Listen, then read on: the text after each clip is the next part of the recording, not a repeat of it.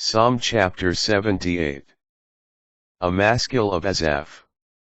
Attend, my people, to my teaching. Listen to the words of my mouth. I will open my mouth in a parable. Unfold the puzzling events of the past. What we have heard and know. Things our ancestors have recounted to us.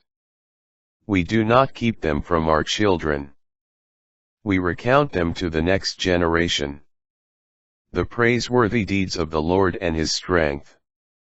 The wonders that he performed. God made a decree in Jacob. Established a law in Israel. Which he commanded our ancestors. They were to teach their children. That the next generation might come to know. Children yet to be born. In turn they were to recount them to their children. That they too might put their confidence in God. And not forget God's deeds. But keep his commandments. They were not to be like their ancestors. A rebellious and defiant generation. A generation whose heart was not constant. And whose spirit was not faithful to God. The ranks of Ephraimite archers retreated on the day of battle. They did not keep God's covenant. They refused to walk according to his law. They forgot his deeds. The wonders that he had shown them. In the sight of their ancestors God did wonders. In the land of Egypt, the plain of Zoan. He split the sea and led them across. Making the waters stand like walls. He led them with a cloud by day. All night with the light of fire. He split rocks in the desert. Gave water to drink, abundant as the deeps of the sea. He made streams flow from crags. Caused rivers of water to flow down. But they went on sinning against him. Rebelling against the Most High in the desert. They tested God in their hearts. Demanding the food they craved.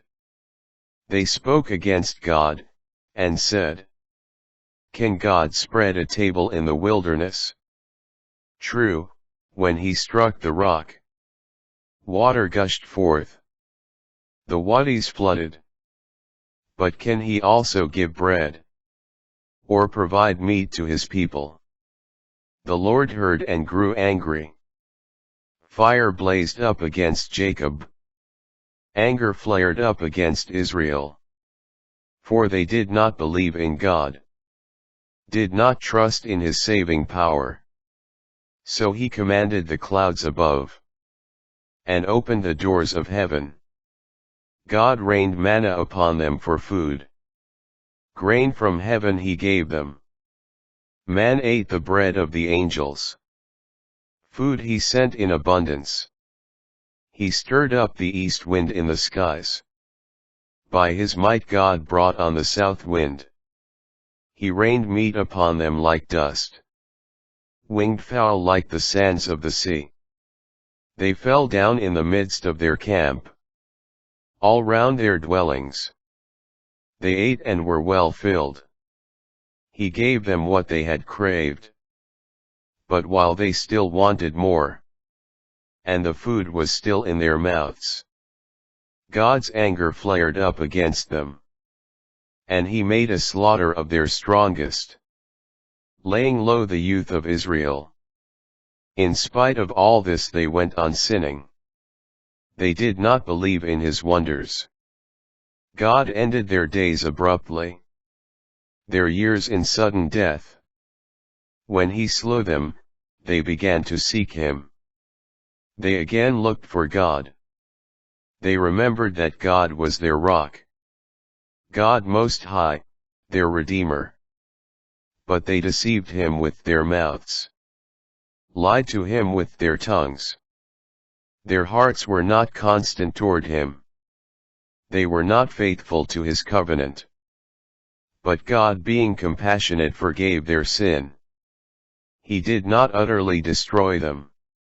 Time and again he turned back his anger, unwilling to unleash all his rage. He remembered that they were flesh, a breath that passes on and does not return. How often they rebelled against God in the wilderness, grieved him in the wasteland. Again and again they tested God, provoked the Holy One of Israel. They did not remember his power, the day he redeemed them from the foe, when he performed his signs in Egypt, his wonders in the plain of Zoan. God turned their rivers to blood, their streams they could not drink. He sent swarms of insects that devoured them, frogs that destroyed them. He gave their harvest to the caterpillar, the fruits of their labor to the locust. He killed their vines with hail, their sycamores with frost. He exposed their cattle to plague, their flocks to pestilence. He let loose against them the heat of his anger, wrath, fury, and distress, a band of deadly messengers. He cleared a path for his anger. He did not spare them from death, but delivered their animals to the plague. He struck all the firstborn of Egypt, the first fruits of their vigor in the tents of Ham. Then God led forth his people like sheep, guided them like a flock through the wilderness. He led them on secure and unafraid, while the sea enveloped their enemies. And he brought them to his holy mountain, the hill his right hand had won. He drove out the nations before them, allotted them as their inherited portion, and settled in their tents the tribes of Israel.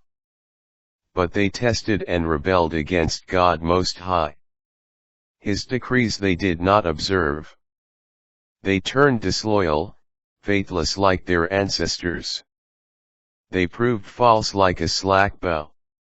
They enraged him with their high places, and with their idols provoked him to jealous anger. God heard and grew angry. He rejected Israel completely. He forsook the shrine at Shiloh, the tent he set up among human beings. He gave up his might into captivity, his glorious ark into the hands of the foe. God delivered his people to the sword. He was enraged against his heritage. Fire consumed their young men. Their young women heard no wedding songs. Their priests fell by the sword. Their widows made no lamentation. Then the Lord awoke as from sleep, like a warrior shouting from the effects of wine. He put his foes to flight. Everlasting shame he dealt them.